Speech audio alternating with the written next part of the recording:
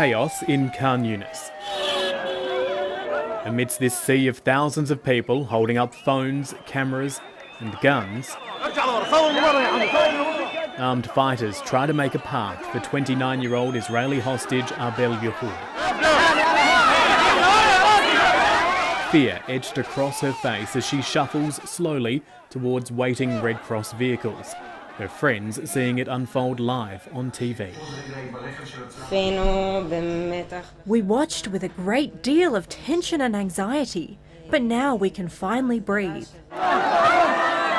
Moments later, another Israeli hostage, 80-year-old grandfather Gadi Moses, emerges, met with the same crush.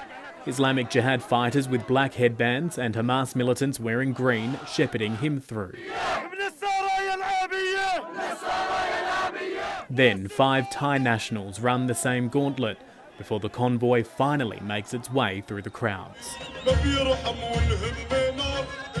The scenes in the north much more controlled as Hamas brought Israeli Agam Berger out of the ruins of buildings in Jabalia. Smiling but also seemingly frustrated with her captors parading her on stage, whisked into waiting vehicles back to Israel.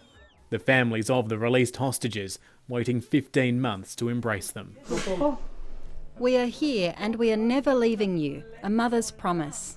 The throngs of people in Gaza prompting a threat from Israel's Prime Minister. We made it clear to the mediators that we do not intend to accept any risk to our hostages. He delayed the release of 110 Palestinian prisoners and detainees from Israeli jails in protest.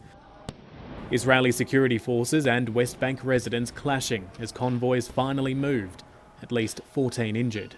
Among those freed, former militant commander Zachariah Zubeidi, who led a group accused of deadly attacks against Israel.